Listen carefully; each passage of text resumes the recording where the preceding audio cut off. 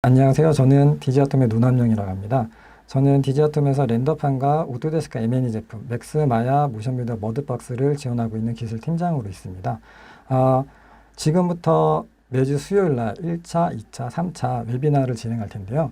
1차는 지금 보시는 것처럼 제가 3ds 맥스와 왜 아놀드인가에 대해서 간략하게 레빗을 맥스와 연동하면서 설명을 드릴 거고요. 두 번째 시간에는 V-Ray 유저분들이 이제 아놀드를 한번 써보고 싶을 때 어떻게 좀 접근을 해야 좀 손쉽게 접근할 수 있고, 기존의 프로젝트를 가지고 어떻게 하면 컨버팅을 해서 비교를 해가면서 아웃풋을 뽑아낼 수 있는지에 대해서 설명을 드릴 거고요.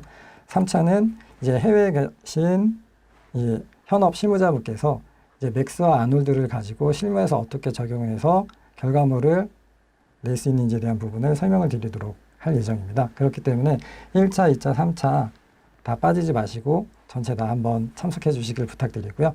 저는 그러면 1차 웨비나부터 진행하도록 하겠습니다. 제가 이번에 보여드릴 부분은 아까 말씀드린 것처럼 맥스와 아놀드를 활용해서 인테리어와 그 다음에 익스테리어 작업을 할 텐데, 기본 베이스 데이터 되는 부분은 이제 레빗이 되겠습니다. 그래서 일반적으로 예전에는 그냥 오토캐드, 2D 캐드 위주로 많이 쓰셨는데 점점 이제 3D CAD 툴인 레빗 쪽으로 많이 유저분들이 많이 생기셨죠. 그래서 이제 그분들 대상으로 해서 레빗과 이제 맥스를 사용하게 되면 원하는 이미지를 굉장히 빨리 손쉽게 좀 뽑아낼 수가 있습니다. 그래서 그 부분에 대해서 설명을 드릴 거고요. 전체적인 흐름은 지금 보시는 것처럼 아놀드가 왜 좋은지에 대한 부분을 간략하게 설명을 드릴 거고, 그리고 정말로 심플하게 라이트 몇 개 세팅을 해서 이제 아놀드 렌더를 가지고 최종적인 아웃풋을 뽑아내는 형태로 제가 보여드리도록 하겠습니다. 일반적으로 아놀드 렌더 외에도 굉장히 많은 렌더러들이 있죠. 근데 그냥 내가 쓰던 거 쓰면 되지라고 익숙한 거 쓰면 되지라고 하시는 분들 많이 있을 거고, 요번에 좀 렌더러를 바꿔볼까? 이번 기회에 좀 바꿔볼까라고 생각하시는 분들도 계실 텐데, 아놀드 같은 경우에는 이제 버전업이 되면서 CPU와 GPU를 같이 선택적으로 사용할 수가 있습니다. 그렇기 때문에 내가 가지고 있는 현재 하드웨어 시스템에 맞게끔 조금 더 나은 퍼포먼스를 뽑아낼 수 있는 장점이 있고요. 그리고 또 한 가지로는 아놀드 같은 경우에는 지금 보시는 것처럼 UI 자체가 굉장히 좀 심플합니다. 다른 렌더러들에 비해서. 아무래도 내가 뭔가를 핸들링을 할때 옵션이 적은 상태에서 뭔가 핸들링하는 게 좀 피로도가 좀 적겠죠. 그렇기 때문에 지금 보시는 것처럼 똑같은 옵션 한 아이콘에 뭐 10개의 옵션이 있다라고 하면 상대적으로 다른 렌더러들은 좀 많이 디테일하게 좀 만질 수 있는 부분도 있긴 하겠지만, 아놀드 UI가 단순하다고 해서 디테일함이 떨어지거나 그러진 않습니다. 그래서 옵션 핸들링하는 부분에 있어서도 좀 어드밴티지가 있다라고 저는 개인적으로 생각을 합니다. 그리고 지금 보시는 것처럼 상업용 영화에서 굉장히 많이 썼기 때문에 아놀드가 좀 퀄리티가 떨어지지 않을까라는 생각을 하실 수도 있는데, 그런 부분은 전혀 걱정 안 하셔도 될 것 같고요. 이미 뭐 광고나 영화 쪽에서 굉장히 많이 쓰고 있는 렌더러입니다. 그리고 아놀드 같은 경우에는 아까 말씀드렸지만 계속 강조드리지만 사용하기가 굉장히 쉽습니다. 보통 렌더러를 바꾸게 된다라고 하면 굉장히 많은 옵션들을 또 하나씩 익혀야 되기 때문에 그 부분도 굉장히 부담으로 다가오게 되죠. 그런데 그에 비해서 이미 뭐 다른 렌더러를 쓰고 계신다라고 하면 아놀드로 이제 전환하는 부분은 굉장히 짧은 시간 안에 적응하실 수가 있습니다. 저도 예전에는 뭐 멘탈레이나 V-Ray나 뭐 다른 렌더러들을 좀 많이 쓰긴 했는데 다른 렌더러를 썼던 유저 입장에서 아놀드가 어떻게 좋은지에 대한 부분을, 얼마나 쉬운지에 대한 부분을 제가 설명을 드리도록 하겠습니다. 그리고 아놀드 같은 경우에는 프로젝트 파일이 커졌을 때 굉장히 좀 안정적으로 작업을 할 수가 있습니다. 예를 들어서 뭐 파일 단위가 뭐 몇백 메가 단위는 뭐 괜찮은데, 이제 기가 단위로 넘어갈 경우에도 신 파일을 로딩하는 경우에 메모리가 문제가 생긴 적은 없었던 것 같아요. 시간이 좀 걸리더라도 어떤 파일이든지 간에 다 오픈이 가능하고, 그리고 렌더링이 가능합니다. 그리고 아까 말씀드린 것처럼 CPU와 GPU 모두 사용이 가능한데 예를 들어서 제가 쓰고 있는 컴퓨터에서 최근에 나온 뭐 RTX 계열의 그래픽 카드를 바꿨다라고 하면 상대적으로 봤을 때 CPU보다는 GPU가 속도가 좀 더 빠를 수 있겠죠, 성능이. 그래도 최근에 교체한 파트다 보니까 그랬을 경우에 렌더링 이제 작업을 하게 되면 CPU와 GPU의 옵션을 다르게 가져가실 필요가 없고 똑같이 그냥 CPU 옵션으로 작업을 하다가 이제 렌더링, 최종적으로 렌더링 할 때만 이제 세팅 창에서 CPU로 할 건지 GPU로 할 건지 그 부분만 설정을 바꿔주시면 돼요. 그렇기 때문에 좀 플렉서블하게 하드웨어 구성이 가능하고 그리고 뭐 아놀드 같은 경우에는 맥스 마야 외에도 다른 소프트웨어에서도 굉장히 좀 많이 사용되고 있습니다. 그리고 지금 보시는 것처럼 뭐 타 렌더러가 그런 것처럼 멀티패스로 빼서 합성하는데도 기능들이 뭐 기본적으로 지금 보시는 것처럼 지원이 되고요. 그리고 맥스 같은 경우에는 버전업 되면서 이 와일드 캐시라는 기능으로 해서 내가 원하는 노드를 짜서 패스를 만들 수도 있습니다. 그렇기 때문에 굉장히 좀 강력한 기능이지 않나 생각이 드는데 지금부터 보여드릴 부분들은 레빗을 사용하시는 유저분들이 이제 레빗 같은 경우에는 카메라 세팅에서부터 재질 조명까지 다 세팅이 가능하시잖아요. 물론 레빗에서 렌더링 할 수도 있지만 레빗보다는 이제 맥스를 가지고 와서 렌더링 하는 게 시간 대비 효율이 굉장히 좋습니다. 그리고 좀 더 사실적인 느낌으로 아웃풋을 뽑아내는데 좀 강력한 부분이 있고요. 제가 레빗에서 맥스로 이제 인풋하는 부분은 따로 데모로 보여드리지는 않겠습니다. 굉장히 심플하기 때문에 대신에 레빗 데이터가 클 경우에는 맥스에서 불러드리는 데 좀 시간이 걸립니다. 그래서 데모로 보여드릴 부분은 아니라고 생각해서 제가 지금 이렇게 정리만 파일로 정리를 했는데 기본적으로 레빗에서 보시면 카메라 세팅이 다 되세요. 다 되면 맥스로 가지고 들어올 때도 그 카메라들을 선택해서 가지고 올 수 있는데 임포트하는 과정에서 그렇게 중요하진 않습니다. 그냥 아무 카메라나 선택해 하시더라도 전체 카메라가 다 들어오기 때문에 크게 걱정 안 하셔도 되고요. 그리고 레빗에서 설계 데이터가 만약에 변경이 됐다라고 하시면 레빗에서 변경하고 세이브 하시면 맥스에서 다시 로딩이 되기 때문에 변경된 데이터 때문에 전체적으로 씬을 재구성해야 되는 그런 불편함이 없으세요. 그리고 이제 레빗에서 이제 데이터를 가지고 들어올 때 이 폴리곤 형태로 데이터를 어느 정도로 디테일하게 가지고 들어올지에 대한 부분은 여기서 오브젝트 디테일로 설정해 주시면 되고 그리고 레빗에서 내가 카메라, 라이트 다 만들긴 했지만 나는 그냥 맥스에서 세팅을 다시 하겠다라고 하실 경우에는 이 옵션을 빼서 가지고 들어올 수도 있습니다. 일반적으로 이 CG 작업을 할 때는 그러니까 보통 과거에는 레빗 데이터로 되어 있는 3D 데이터를 맥스로 가져와서 하는 게 아니라 도면을 보고 맥스에서 씬을 구성을 하고 익스테리어나 인테리어 투시도를 뽑았었는데 그래서 일반적으로 작업할 때는 전체적인 라이트 세팅을 지금 왼쪽에 보시는 것처럼 하고 그 다음에 이제 쉐이딩 작업을 했었죠. 텍스처 작업을 했었는데 이런 식으로도 지금도 많이 작업들을 하고 계세요. 하지만 제가 이렇게 하지 않고 이제 레빗에서 가지고 온 이 파일을 그대로 활용을 해서 정말로 빠르게 세팅해서 아웃풋까지 뽑아내는 것을 보여드리도록 하겠습니다. 이거 보시게 되면 아, 정말 이렇게 간단한가라는 생각이 들 정도로 굉장히 심플합니다. 네, 제가 그러면 지금 보시는 것처럼 레빗에서 맥스로 가지고 온 파일을 미리 제가 저장을 해놨는데요. 제가 보여드릴 부분은 씬 컨버터인데 여기 보시면은 이 씬 컨버터는 이제 다른 렌더러를 썼을 경우에 간편하게 내가 원하는 아트 렌더나 아놀드 렌더로 재질에서부터 조명 세팅까지 컨버팅 해주는 기능입니다. 이 씬 컨버터 메뉴는 렌더링 쪽에 있고요. 여기에서 씬 컨버터 이렇게 불러서 사용할 수가 있습니다. 제가 가지고 온 레빗 파일 같은 경우에는 레빗 2016에서 작업했던 파일입니다. 그래서 멘탈레이 기반으로 재질이 다 세팅이 되어져 있는데 일부러 제가 하이 버전에 있는 파일들을 가지고 왔고요. 상위 버전에 있는 그 레빗 같은 경우에는 뭐 멘탈 레이가 빠져 있기 때문에 컨버팅 할 때 기본적으로 아트 렌더 형태로 될 겁니다. 근데 제가 다른 케이스를 보여드리기 위해서 일부러 하이 버전에 있는 파일을 가지고 왔고요.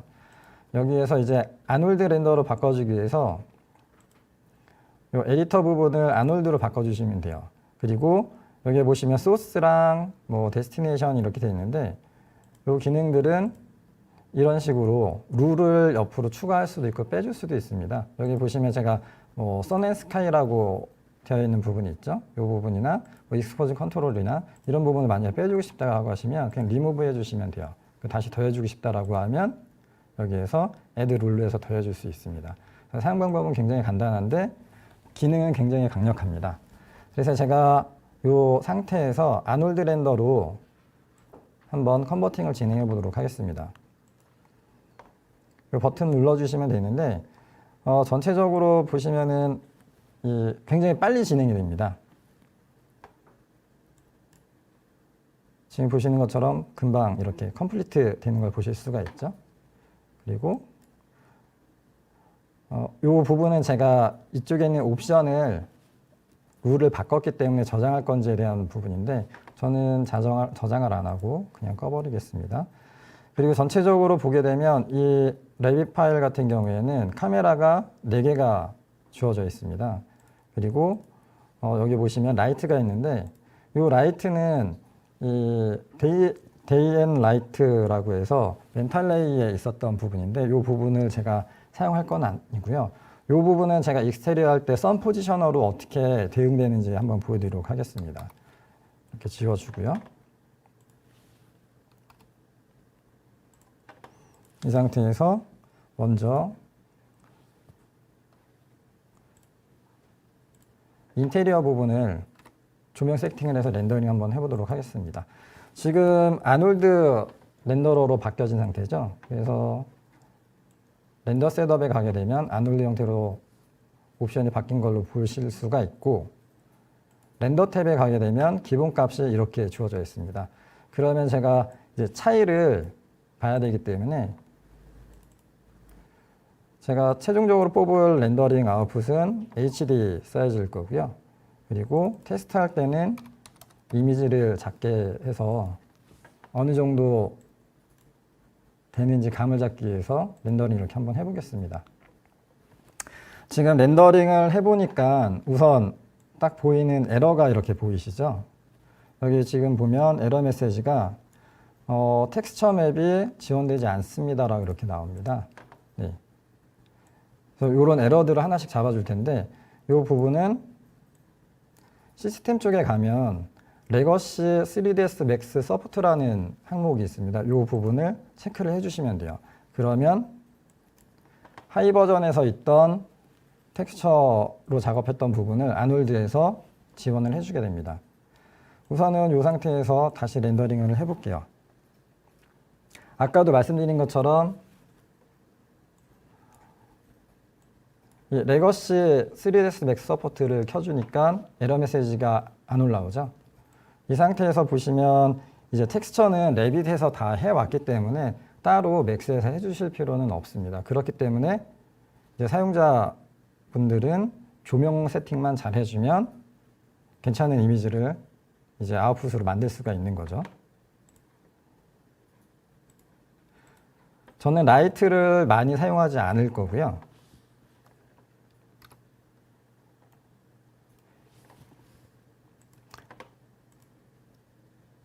크리에이트 패널에 있는 이제 아놀드 탭으로 가게 되면 라이트에서 아놀드 라이트 옵션 버튼이 하나만 있습니다. 그러니까 이 라이트 하나로 다 된다고 보시면 될 것 같습니다. 그리고 저는 GUI 효과를 내줄 수 있는 라이트를 만들기 위해서 이제 타입 부분에서 제가 스카이돔 라이트를 하나 만들 거고요. 스카이돔 라이트의 위치는 아무데나 만들어도 상관이 없습니다. 그리고 이제 그림자의 방향을 결정해주는 라이트를 만들 텐데 다시 아놀드 라이트 버튼을 클릭해주고 이번에는 디스턴스 라이트로 선택을 해서 이렇게 라이트를 하나 만들어 주겠습니다. 어느 정도 높이가 있어야 되겠죠. 그래서 이렇게 높이만 만들어주고요. 인테리어 카메라로 이렇게 바꿨습니다. 우선은 여기 보시면 카메라 세팅도 보셔야 되는데 기본적으로 레빗에서 가지고 온 카메라를 아까 피지컬 카메라로 컨버팅하는 걸로 제가 씬 컨버터에 세팅되어 있었기 때문에 여기 보시면 피지컬 카메라로 이렇게 들어옵니다. 근데 만약에 이 카메라가 일반 카메라로 되어 있을 경우에는 그냥 카메라를 선택해서 지워주면 되세요. 지워주고 그냥 컨트롤 C를 이 상태에서 눌러주게 되면 피지컬 카메라가 다시 또 자동으로 만들어집니다. 이 아놀드 같은 경우에는 물리 기반으로 전부 다 렌더링을 하기 때문에 이제 피지컬 베이스로 보시면 될 것 같고요. 그리고 이 상태에서 지금 어떤 형태로 렌더링이 되는지 제가 라이트 2개를 만들었죠. 여기 보시면 제가 카메라 옵션을 끄고 여기에 이제 스카이돔 라이트 하나 만들었었는데 이름을 헷갈리니까 제가 스카이돔으로 이렇게 바꿔 놓겠습니다. 그리고 이 라이트는 그림자의 방향을 나타내주는 디스턴스 라이트였죠. 네. 여기 보시면 여러분들이 좀 보셔야 될 부분이 이 노출 부분인데 익스포즈는 노출 값을 제어해주는 수치이고요. 기본이 8로 되어 있는데 시작은 항상 1로 하시는 게 좋습니다. 기준점을 잡아야 되는데 8 같은 경우는 좀 높은 값이에요. 그리고 디스턴스 라이트에도 보면 익스포즈 부분이 8로 되어 있죠. 그래서 기본적으로 1로 잡아줍니다. 이 상태에서 제가 렌더링을 한번 해볼게요.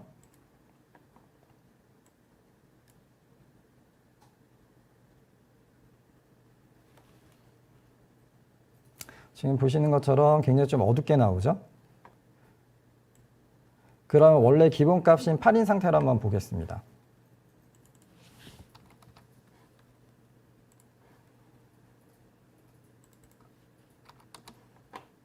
이미지를 복사해 놓고 다시 렌더링 해보죠. 지금은 굉장히 또 타는 듯한 느낌의 이미지가 나오죠. 이 노출 값은 여러분들이 실제로 카메라로 사진을 찍을 때랑 동일하다라고 보시면 되세요. 그래서 피지컬 카메라, 맥스에 있는 피지컬 카메라 같은 경우에는 물리적인 카메라를 그냥 소프트웨어적으로 구현을 해준다라고 생각을 하시면 될 텐데 이 노출 값은 여러분들이 밖에서 해가 쨍한 날 찍을 때는 자동으로 해놓게 되면 자동으로 잡아주죠. 네. 그게 아니면 수동 모드로 해놓게 되면 이 노출 값을 수동으로 내가 입력을 해준 값을 기준으로 해서 이제 조리개 또 빛을 얼만큼 들어오게 할 건지를 결정해 주셔야 되는데 그렇게 되면 좀 복잡합니다. 그렇기 때문에 제가 아까 말씀드린 것처럼 여기 있는 값을 기본 값을 1로 해 놓으시고요.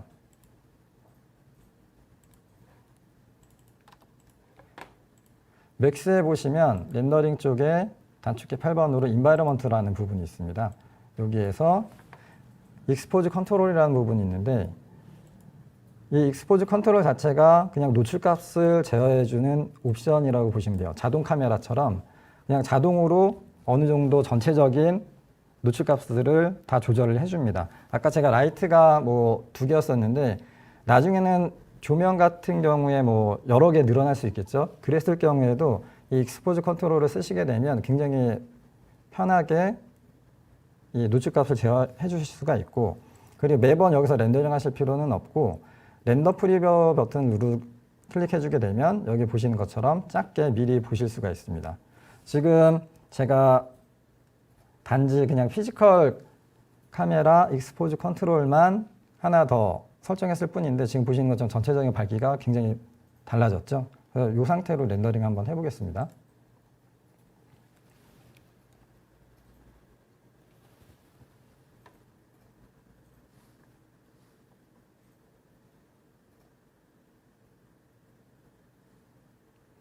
네, 지금 보시는 것처럼 느낌 자체가 굉장히 다르죠. 제가 한 거는 지금까지 그냥 라이트 2개 만들고 그 다음에 옵션을 익스포즈 컨트롤에서 옵션을 하나 달아주고 그냥 렌더링 한 게 단데 지금 보시는 것처럼 이 정도의 이미지를 아웃풋을 만드실 수가 있습니다. 어떻게 보면 이게 다라고 보시면 될 텐데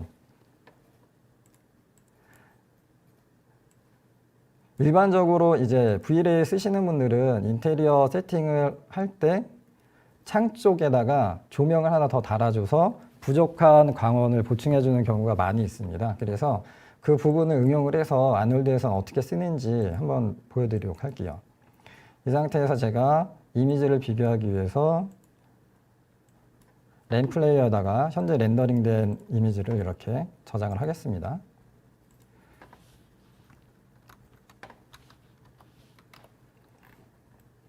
제가 탑뷰에서 이제 라이트를 하나 만들 텐데 V-Ray처럼 동일하게 그냥 보조 광원을 만들어 주셔도 되고요.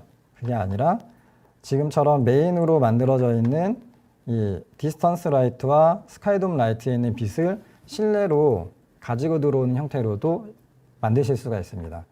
제가 이번 시간에는 이 보조 광원을 만들어 주지 않고 외부에 있는 빛을 실내로 갖고 들어오는 형태로 세팅을 해서 보여드릴 거고, 다음 주 수요일 날 제가 이제 V-Ray에서 아놀드로 넘어갈 때는 V-Ray처럼 보조 광원을 만들어서 실내 세팅하는 방법을 보여드릴 겁니다.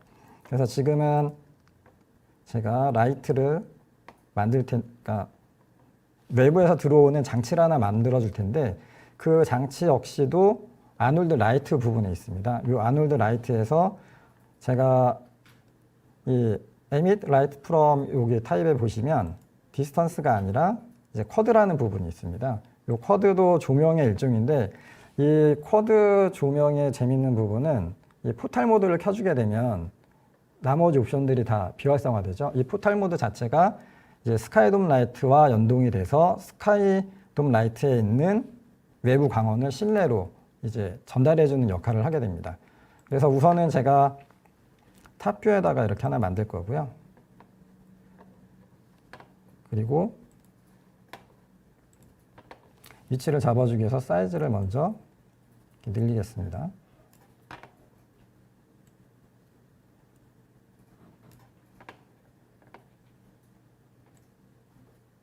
그리고 지금 보시면 타겟이 없는 형태로 제가 만들기 위해서 탑에다가 만든 거고요. 그리고 이 라이트만 제가 여기에는 아이솔레이트 셀렉션으로 한번 클릭해서 한번 살펴보도록 하죠.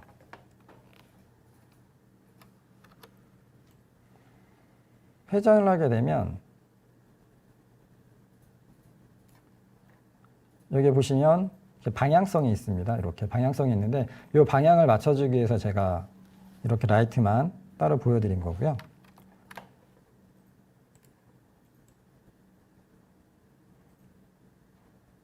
네, 90도로 돌려놓고 외부에서 이제 안쪽으로 들어오는 형태로 방향을 잡아줬습니다.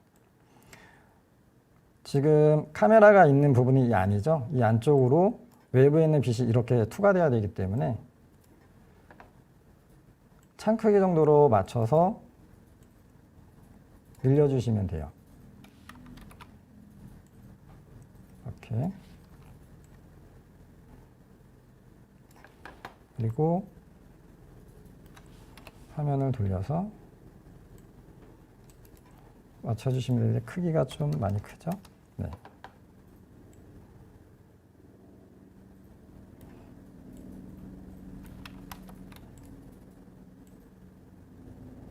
위치를 이렇게 잡아줍니다.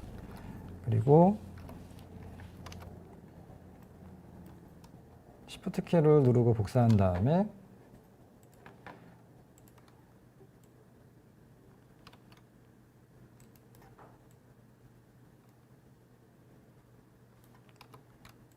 이쪽 옆쪽에다가도 맞춰주면 되겠죠?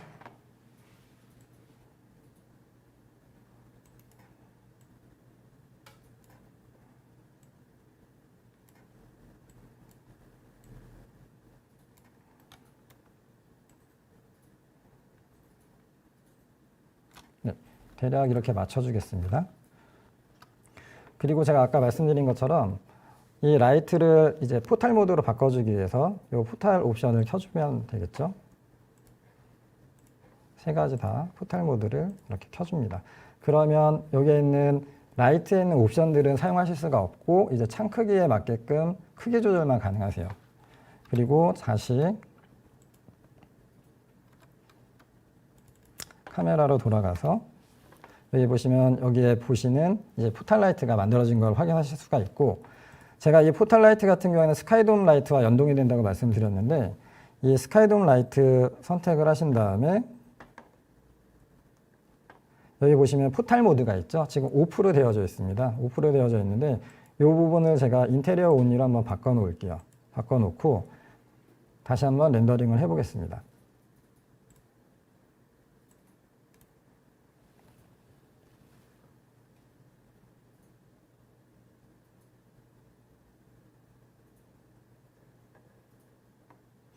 지금 제가 렌더 셋업에 있는 아놀드 옵션은 제가 따로 설정하지 않은 상태입니다. 기본 값으로 되어져 있는 상태고요. 제가 기본 값으로 쓰는 이유는 아무래도 처음 렌더러를 접할 때 내가 핸들링해야 되는 옵션이 많으면 좀 헷갈릴 수가 있습니다. 그렇기 때문에 가능하면 옵션을 적게 만지면서 좋은 결과물을 얻어낼 수 있는 형태로 제가 보여드리는 거고요. 지금 보시면 포탈 모드로 해서 제가 렌더링을 했죠. 지금 보시는 것처럼 두 이미지를 비교하게 되면 여러분들이 주목해야 되는 부분들은 이런 엣지 부분이나 노이즈 상태라고 보시면 될 것 같으세요. 지금 보시면 이렇게 좀 많이 다르죠. 그리고 제가 지금 인테리어 온리로 해놨는데 이 부분은 인테리어 앤 익스테리어를 했을 경우에 결과값이 또 다르게 나옵니다. 근데 우선은 제가 인테리어 온리로 해놓은 상태로 작업을 하고 최종적으로 렌더링 할 때는 인테리어는 익스테리어 쪽으로 해서 어떻게 다른지 한번 보여드리도록 하겠습니다. 이제 전체적인 이 밝기는 어느 정도 된 것 같아요. 근데 렌더링을 할 때 지금은 드라프트 모드로 해서 렌더링을 해서 노이즈가 많은데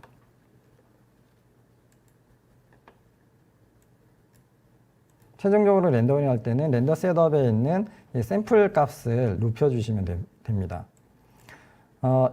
여러분들이 주목하셔야 될 것 중에 하나가 여기 보시는 샘플 값이랑 레이뎁스 값인데 여기 있는 이 샘플 값들이 높아질수록 노이즈도 감소하고 이미지도 굉장히 좀 깔끔하게 뽑아낼 수 있는 퀄리티를 핸들링 해줄 수 있는 부분이라고 기억해 주시면 좋을 것 같은데, 우선은 제가 렌더링을 하면서 제가 아까 PT를 보여드리면서 설명 한번 드릴게요. 최종적으로 제가 보통 한 5 정도로 놓고 사용을 하는데 이 상태로 테스트를 렌더링 해보시고 노이즈가 많이 없다라고 하시면 이 상태로 사용하시면 되고, 아니면은 노이즈가 좀 많이 생긴다라고 하면 좀 더 높여서 사용을 하시면 될 것 같습니다. 그리고 SSS 이 부분은 서브 서페이스 스캐터링이라는 약어인데 사람 피부를 구현을 해줄 때 주로 사용되는 옵션이거든요. 그래서 인테리어 씬에서는 사용하지 않기 때문에 이 부분은 0으로 놓고 꺼두도록 하겠습니다.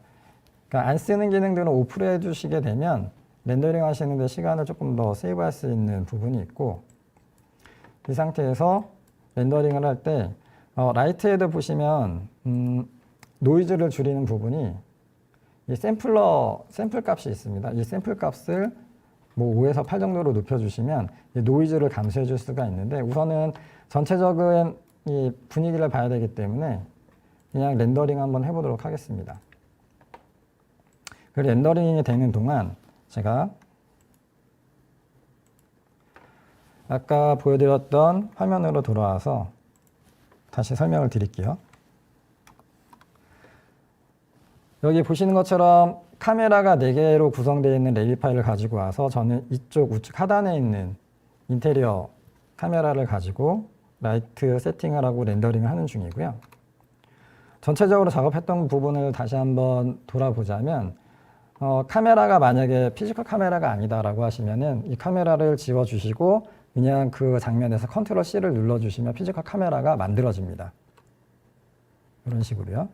그리고 아까 제가 조명을 2개를 만들었죠.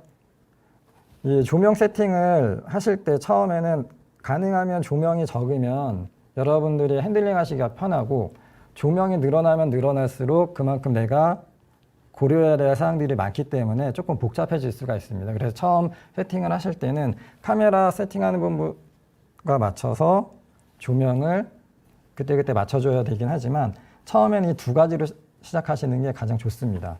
그래서 내가 좀 더 익숙해지면 그 다음에 보조광원을 달면서 조금 더 사실적인 이미지를 여러분들이 만드실 수가 있고, 그리고 제가 아까 말씀드린 것처럼 익스포즈 이 값은 조명에서는 기본값이 판료되어져 있는데 좀 높은 값입니다. 그래서 그냥 1 정도로 맞춰주시는 게 가장 좋고요.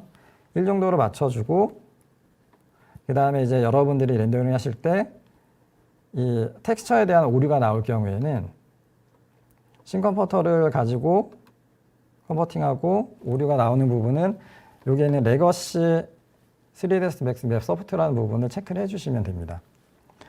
어느 정도 렌더링이 됐는지 한번 봐볼까요? 네. 그리고 익스포즈 컨트롤을 가지고 여러분들이 사용을 하시게 되면 이제 자동 카메라 쓰시는 것처럼 전체적인 노출 값을 어느 정도 보정을 해주게 됩니다. 네.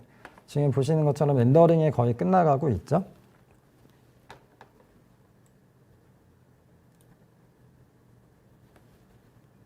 네, 렌더링이 끝났습니다. 전체적으로 렌더링 하는데 한 2분 22초 정도 걸렸고요. 굉장히 빨리 렌더링이 되었죠. 아까도 제가 설명드린 것처럼 조명을 많이 만들면 내가 핸들링해야 되는 부분들이 많이 있기 때문에 처음 시작하실 때는 조명 2개 정도 만들어서 세팅하시는 게 좋고, 그리고 아까도 말씀드린 것처럼 이번에는 제가 이 포탈 모드를 사용을 했습니다. 포탈 모드를 사용하시게 되면 외부에 있는 보조 광원을 외부에 있는 조명 광원을 안쪽으로 이제 전달해주는 형태로 해서 실내 밝기를 조절을 하실 수가 있고, 그게 아니라 나중에 V레이어처럼 뭔가 보조 광원을 만들어주고 싶다라고 하시면 똑같은데 포탈 모드가 아니라 쿼드 라이트를 만들어서 사용을 해주시면 되긴 하세요. 그 차이에 대한 부분은 2차 때 제가 그 부분을 설명을 드릴 거고요.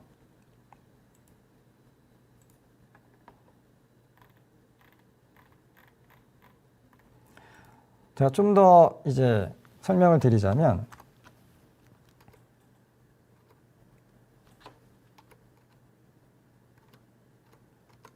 네, 아까 제가 좀 주의 깊게 봐달라고 했던 부분이 여기 보시는 이 샘플러 값이었죠. 이 디퓨즈 샘플러 같은 경우에는 그냥 높고 낮음에 따라서 노이즈가 많고 적어진다라고 처음에는 기억해 주시는 게 좋습니다. 그래서 디퓨즈 샘플 값이 2일 때 그리고 샘플 값이 6일 때 굉장히 차이가 많이 나죠. 그래서 제가 아까 최종적으로 렌더링 할 때는 5 정도 되는 값을 사용을 했고, CPU로 렌더링 하실 때는 5 정도로만 하시더라도 웬만한 노이즈는 다 잡을 수가 있습니다. 그리고 레이뎁스 같은 경우에는 이제 빛이 어딘가에 부딪혀서 확산되는 정도를 이제 컨트롤해주는 부분이라고 생각하시면 될 것 같습니다. 그래서 레이뎁스가 1일 때가 왼쪽이고요. 그 다음에 4일 때가 오른쪽인데, 여기 보시면은 빛이 확산되는 정도 차이를 확연하게 지금 보실 수가 있죠. 근데 제가 아까 렌더링 할 때는 그냥 기본값인 1인 상태로 렌더링을 했습니다.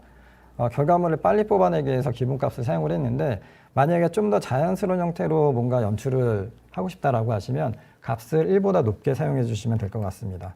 그리고 트랜스미션 같은 경우에는 이제 아놀드에서는 이 트랜스미션으로 투명도를 다 조절한다고 보시면 될 것 같으세요. 그래서 트랜스미션이 2에서 8일 때인 상태를 이렇게 보고 계신데, 값이 높아질수록 투명도도 높아지고 거기에 대한 굴절이나 뒤에 있는 오브젝트에 대한 디테일함을 조금 더 살려서 렌더링 하실 수가 있습니다.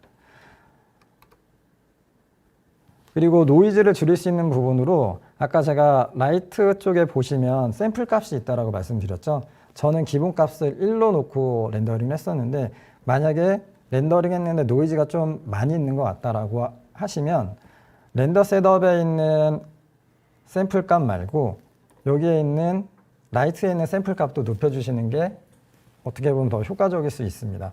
제가 아까 처음에 말씀드렸을 때 라이트를 2개 가지고만 시작했던 이유가, 만약에 라이트가 뭐 10개, 20개씩 늘어난다라고 하면 거기에 대한 샘플 값을 다 일일이 다 조절을 해 주셔야 되거든요. 그렇기 때문에 처음 시작하실 때는 라이트 2개를 가지고 어느 정도 차이가 있는지 감을 익히신 다음에 사용을 하시기를 추천을 드립니다.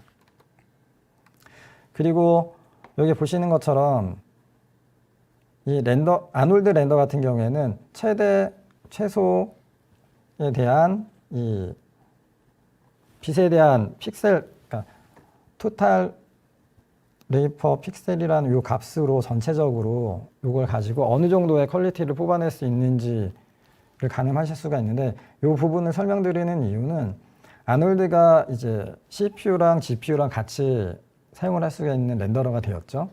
그렇기 때문에 나중에 GPU로 넘어갔을 경우에는 여기에 있는 값을 가지고 CPU랑 GPU랑 봤을 때 내가 어느 정도로 했을 때 지금 CPU 기반의 렌더링의 이제 아웃풋을 만들 수 있겠다라는 이제 척도가 될 수 있는 부분인데, 이 부분은 제가 다음 시간에 설명을 드리도록 하겠습니다. 그렇게 해서 제가 렌더링을 미리 해왔는데, 제가 아까 맥스에서 보여드렸던 이 이미지 같은 경우에는 제가 HD 형태로 렌더링을 FHD로 하지 않고 600 사이즈로 했죠. 그리고 옵션도 그렇게 많이 높이지는 않았습니다. 최종적으로 여러분들한테 결과물을 보여드리기 위해서 FHD 사이즈로 렌더링을 한 거고요. 그리고 옵션을 좀 높였을 경우에는 한 2시간 17분 정도로 해서 렌더링이 됐는데, 차이가 있다라고 하면 제가 이 포탈 모드를 사용하지 않고 오프 형태로 놓고 제가 렌더링을 해봤고요. 그리고 두 번째 렌더링 했을 때는 포탈 모드를 인테리어는 익스테리어로 놓고 렌더링 했습니다. 이 두 이미지 차이를 보시게 되면 시간이 오히려 줄었죠. 5% 논다라고 해서 시간이 더 빨라지는 건 아니고요. 그렇다고 해서 또 이미지가 더 좋아지는 것도 아닙니다. 제가 요 세 가지, 인테리어 온리, 그 다음에 인테리어 익스테리어, 그 다음에 5% 놓고 비교를 하는 이유는 지금 장면 같은 경우에는 외부에 보이는 이 구조물 자체가 3D 오브젝트로 되어져 있죠. 그렇기 때문에 3D 오브젝트로 되어져 있으면 이런 부분들도 이제 조명의 영향을 굉장히 많이 줍니다. 그래서 자연스러운 연출을 하기 위해서는 인테리어, 익스테리어 옵션이 들어가 있는 포탈 모드를 쓰셔야 되고, 그리고 지금 보시는 것처럼 인테리어 온리로 하게 되면 외부에 있는 오브젝트에 대해서는 빛 계산을 그만큼 덜 하게 됩니다. 만약에 인테리어 씬을 구성하는데 바깥 부분은 그냥 스크린으로 만들어서 이미지 처리하신다라고 하면 인테리어 온리로 놓고 쓰셔도 되는데, 그게 아니라 지금 보시는 것처럼 3D 형태로 되어 있는 구조물도 같이 보여줘야 된다라고 하시면 인테리어와 익스테리어 옵션으로 되어 있는 부분을 사용하시면 될 것 같습니다. 여기까지가 제가 인테리어 부분이고, 이어서 보여드릴 부분은 익스테리어입니다. 제가 익스테리어 보여드리기 전에 레빗에서 보시면 데일라이트 시스템이 있다고 말씀드렸죠. 이 데일라이트 시스템이 멘탈레이가 빠지면서 레빗과 맥스가 버전업 되면서 없어졌습니다. 그래서 사용을 못했었는데, 이제 아놀드에서는 이 부분을 이제 선 포지셔너라는 부분으로 사용을 하실 수가 있습니다. 그래서 제가 이 부분을 먼저 보여드릴게요.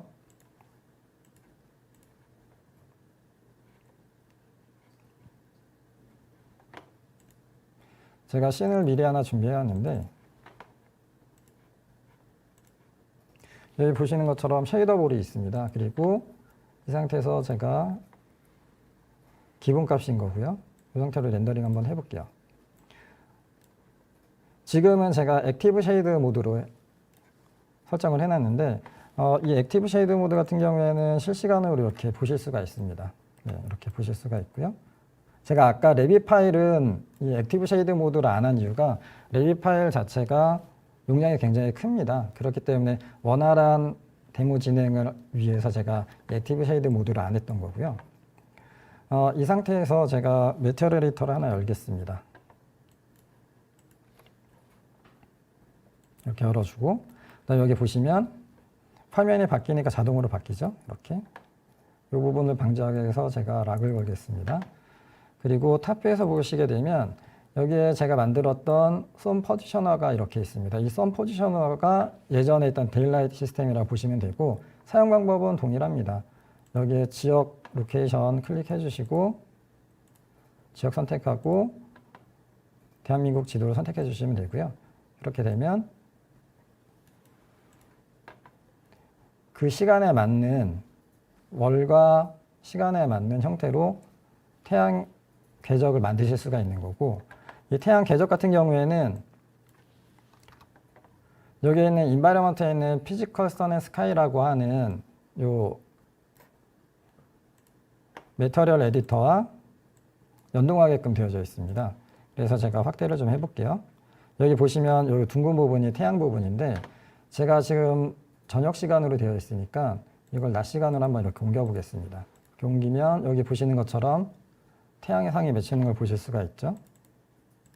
여기 보시면 이렇게 태양 형태가 이렇게 보이는 걸 확인하실 수가 있고, 여기에서 이 사이즈도 바꿀 수가 있습니다. 지금은 5000으로 되어져 있는데 제가 좀 더 키워볼게요. 이런 식으로.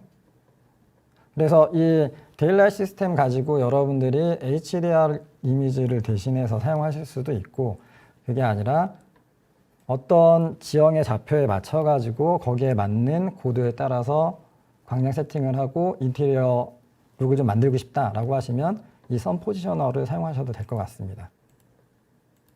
그럼 제가 이어서 익스테리어 부분을 보여드릴 텐데,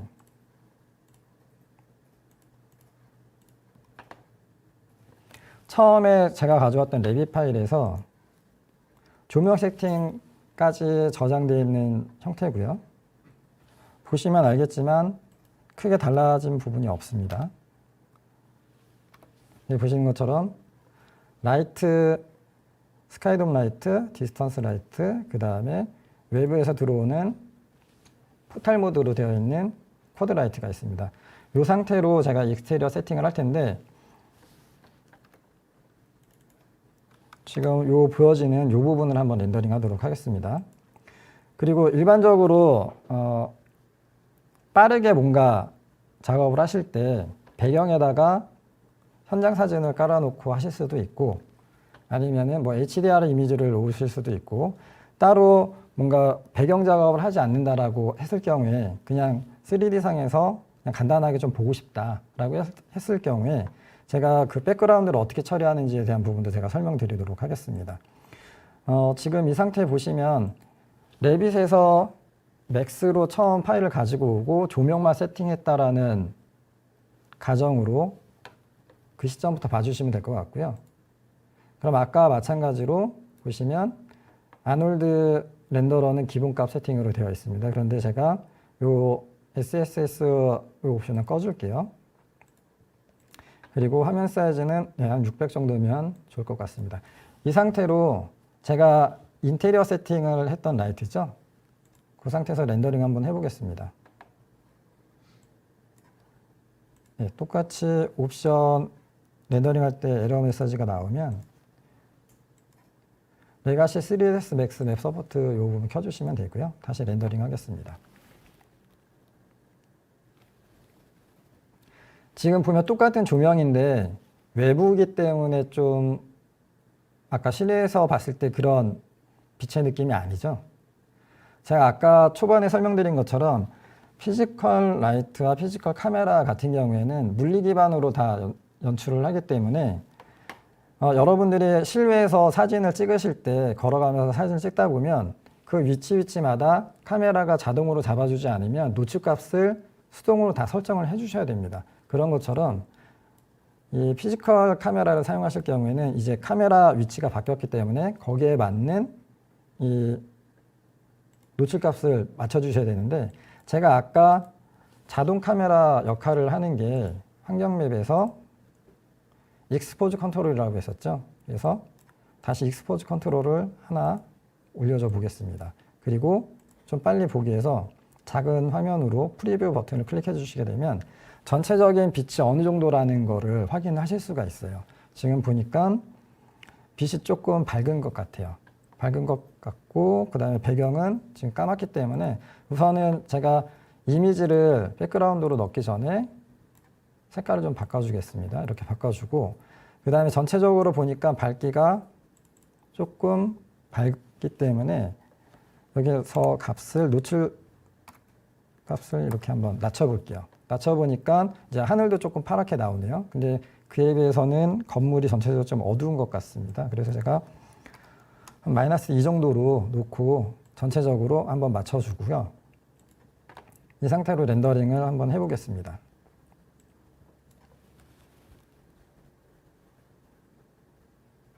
네, 이렇게 렌더링해서 보니까 배경이 없다 보니까 좀 많이 심심하죠.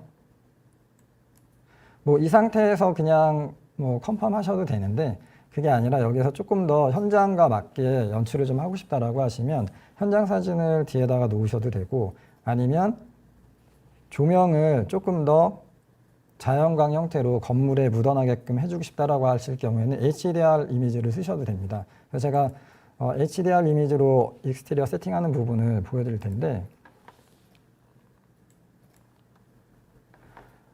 이 스카이돔 라이트에 보시면 기본적으로 그냥 이 인텐시티와 익스포즈 값으로 광량을 조절해 주실 수 있는 부분이 있고 여기 보시는 것처럼 텍스처 맵을 이용해서 쓰실 수 있는 부분이 있습니다. 그래서 제가 이번에는 HDR 이미지를 사용을 해서 GI를 제가 구현을 해보도록 할 거고요. 여기 보시면 HDR 이미지가 있죠. 오픈을 해서 이렇게 가지고 옵니다.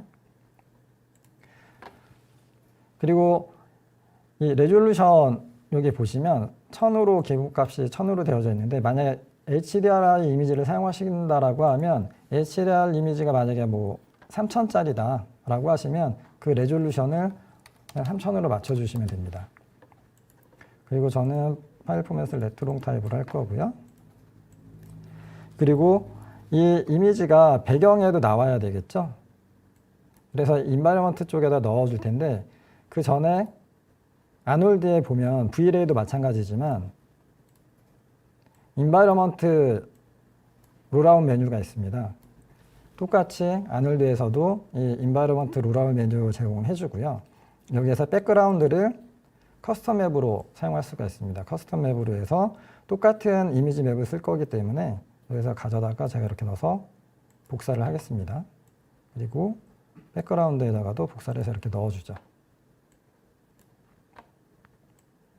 네, 그러면 지금 보시는 것처럼 제가 이미지로 썼던 HDR 이미지가 이렇게 배경으로 들어왔고요. 근데 지금 보니까 조금 더 하늘을 좀 더 많이 보여주고 싶습니다. 그럴 경우에는 매터리얼 에디터에서 조금 전에 제가 사용했던 백그라운드 이미지를 이렇게 가지고 옵니다.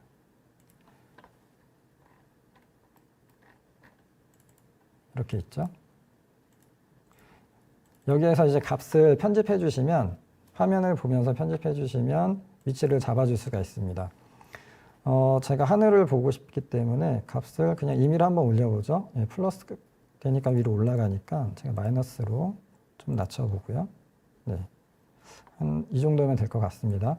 그리고 옆에 있던 건물을 이쪽 벽면에 맞춰서 좀 정렬을 해주고 싶은데 그럴 경우에는 6값으로 이렇게 움직여보면 되겠죠. 지금 보니까 1과 2 정도 사이 값으로 해주게 되면 나란히 좀 정렬이 될 것 같습니다. 그래서 1호, 네, 1호보다는 조금 더 작은 값으로 네, 일단 한 이 정도가 좋은 것 같습니다. 그러면 이 상태로 제가 렌더링을 한번 해볼게요. 아까 제가 렌더링했던 이미지를 하나 복사를 해두고 비교를 하면서 렌더링을 하죠.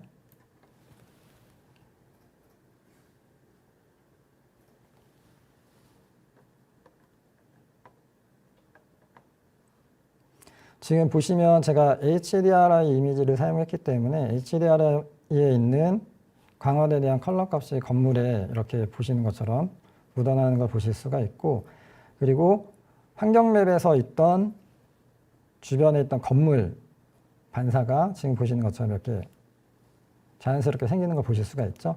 지금 보니까 컬러 톤도 많이 바뀌었고, 그리고 배경에 있는 이 HDRI 밝기랑 이 제가 지금 배치해 놓은 건물이랑 밝기가 좀 많이 다릅니다. 이질감이 좀 많이 있죠. 그래서 이 부분을 노출값을 가지고 조절하는 방법을 보여드리도록 하겠습니다.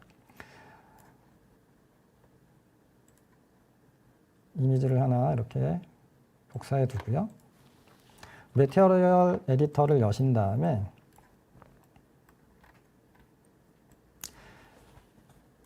지금 이미지를 보게 되면 배경은 밝고 건물은 좀 어둡죠. 그래서 각각 좀 조절을 해줘야 될 것 같습니다.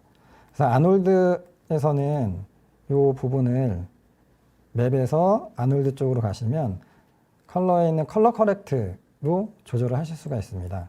그래서 컬러 커렉트 하나 만들어 주시고 노드를 연결해 주면 되고요. 그리고 이 상태에서 Shift를 누른 상태에서 드래그 해주면 복사가 됩니다. 이렇게 복사가 되고,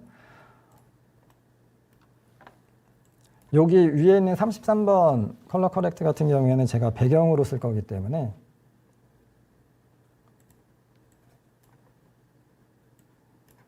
아놀드 렌더 셋업에 있는 커스텀 맵 쪽으로 해서 이렇게 연결을 해줄 거고요.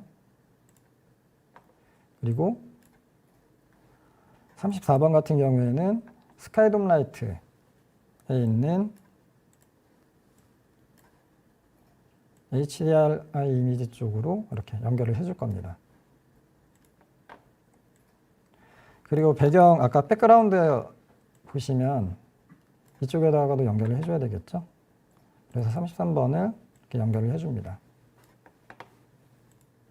네. 연결이 됐고,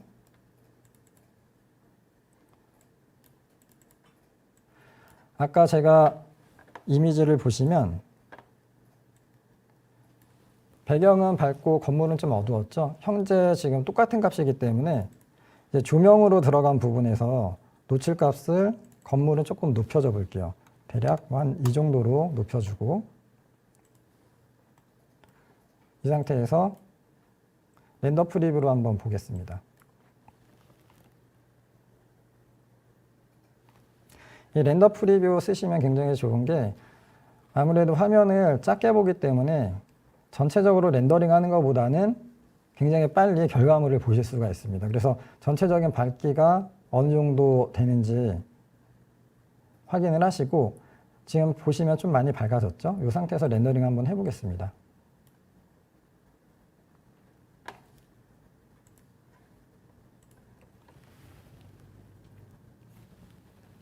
밝기만 보면 되기 때문에 프리뷰 상태로만 렌더링을 하고 제가 멈추고 밝기 조절하는 형태로 갈게요.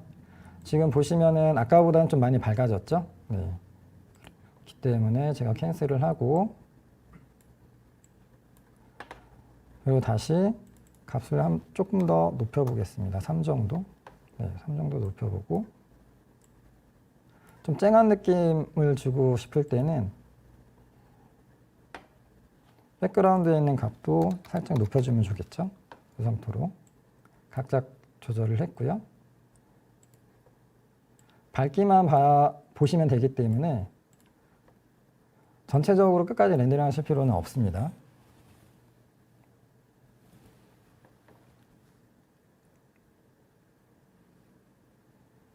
네, 지금 각각 밝기를 조절해서 렌더링을 하니까 처음 렌더링 했을 때보다 좀 더 자연스러워지고 있죠. 백그라운드도 처음보다 좀 쨍한 느낌이 되고, 건물도 어느 정도 매칭되게 밝아지고 있고, 뭐 이런 식으로 간격을 좀 좁혀서 계속 테스트하시면서 렌더링을 하면 되고요. 시간 관계상 제가 렌더링 여기서 멈추고, 이제 어느 정도 됐다, 내가 봤을 때, 내 기준에 봤을 때 만족스러운 정도의 광량 세팅이 됐다라고 하시면 이제 최종적으로 렌더 셋업에서 값을 높여주시면 돼요. 이렇게. 네, 저는 한 3 정도 이런 식으로 결과물을 보여드려야 되기 때문에 이렇게 하고요. 렌더링 버튼 눌러주시고 그럼 제가 다시 PT로 돌아가서 제가 했던 부분들을 한번 설명을 드리겠습니다. 아까 제가 말씀드린 것처럼 이 선 포지셔너 가지고 데일라이트 시스템을 아놀드에서 사용하실 수 있다라고 말씀을 드렸고, 조명 세팅 같은 경우에는 아까 제가 말씀드린 것처럼 익스포즈 컨트롤을 달아주시면 전체적으로 자동 카메라처럼 전체적인 광량을 조절하기가 굉장히 편합니다. 그리고 제가 사용한 HDR 이미지인데, 이 HDR 이미지 같은 경우에는 상업용으로 판매되는 것도 있고 웹상에서 무료로 다운로드 받을 수 있는 곳도 있는데, 저는 무료로 그냥 여러분들한테 보여드리기 위해서 다운로드 받은 거고, 아니면 현장 사진을 찍으셔도 됩니다. JPG 형태로 가지고 와서 현장 사진을 아까처럼 넣으셔도 크게 상관은 없습니다. 익스포즈 컨트롤로 값을 조절하면 되는 거고요. 그리고 배경 매칭 시키실 때는 여기 옵셋 값으로 UV 값으로 맞춰주시면 되고, 그리고 이 HDRI 이미지나 아니면 현장 사진을 지금 보시는 것처럼 조명 쪽이나 환경맵 쪽에다 이렇게 넣어주시면 되겠죠. 그리고 렌더링을 순차적으로 하시면 되고, 이제 배경 부분과 이제 조명을 각각 노출값을 조절해주고 싶다라고 하실 때는 매터리얼 에디터에 있는 컬러 커렉션으로 가능합니다. 그래서 각각 제가 이렇게 넣어줬고요. 그리고 여러분들이 항상 렌더링 하시기 전에 이 렌더 프리뷰로 전체적인 밝기를 미리 확인하시는 게 시간을 굉장히 많이 세이브 하실 수가 있습니다. 그래서 이렇게 렌더링을 하는 거고요. 아까도 인테리어 세팅할 때 말씀드렸다시피 이 노이즈를 줄이시려면 샘플 값이 있습니다. 여기 조명에. 제가 조명 세팅할 때는 샘플 값을 기본적으로 다 1만 놓고 사용을 했었는데, 만약에 노이즈가 좀 많이 생긴다라고 하시면 한 3에서 5 정도로 눕혀보시고 사용해 보시는 것도 좋을 것 같습니다. 그렇게 해서 최종적으로 렌더링 하실 때 사용하시면 될 것 같고, 지금 보시는 것처럼 저는 이제 풀 HD 사이즈로 렌더링을 제가 6에서 8 정도로 놓고 렌더링 했고, 일부러 좀 많이 눕혀서 렌더링을 해봤고요. 이 정도 놓고 렌더링 하게 되면 한 3시간 14분 정도면은 보시는 것처럼 풀 HD 형태로 해서 렌더링이 가능합니다. 그리고 여기 보시면 여기에 재질이 조금 다른 부분이 있죠. 이렇게. 이 부분이 다른 이유는 레빗에서 이제 작업을 하실 때, 텍스처 작업을 하실 때 빠져있는 부분이에요. 그래서 이걸 맥스에서 제가 수정을 할 수는 있었지만 일부러 안 한 이유가 뭐냐면, 처음에 그냥 레빗에서 작업을 하실 때 꼼꼼하게 작업을 하시면 맥스에서는 크게 손댈 부분이 없고 단지 조명과 카메라 세팅만 해주시면 지금처럼 결과물을 굉장히 손쉽게 뽑아낼 수가 있습니다. 그래서 제가 일부러 손을 안 댄 부분이고요. 지금 보시는 것처럼 뭔가 현장 느낌을 좀 더 살려주고 싶다라고 하시면 뒤에 있는 배경을 뭐 포토샵에서 하셔도 되고 맥스에서 하셔도 되고, 그 부분은 이제 편의에 따라서 해주시면 될 것 같습니다. 제가 여기까지 보여드렸고, 네, 지금 보니 렌더링이 끝났습니다. 네, 대략 한 요 정도 느낌은 한 50초 정도면 렌더링이 되네요. 여기까지가 제가 풀 HD로 해서 렌더링한 결과물인데, 다음 시간에는 제가 V-Ray 사용하시는 유저분들이 어떻게 아놀드로 간편하게 전환을 해서 V-Ray 내가 쓰는 것만큼 퀄리티로 이미지를 손쉽게 뽑아낼 수 있는지에 대한 부분을 설명드리도록 하겠습니다. 네, 오늘 건축 시각화 웨비나 1탄은 여기까지입니다. 1탄에서는 건축 시각화에 왜 3ds 맥스와 아놀드를 써야 하는지에 대해 말씀드렸는데요. 어떻게 오늘 소개시켜드린 내용이 유익하셨나요? 다음 주 수요일에는 건축 시각화의 고품질을 위한 그 제작 방법을 소개시켜드릴 예정인데 많은 기대와 참석 부탁드리겠습니다. 그리고 웨비나를 들으시면서 궁금한 사항은 설문에 남겨주시면 개별 답변 드릴 수 있도록 하겠습니다. 그럼 다음 시간에 뵙도록 하겠습니다. 감사합니다.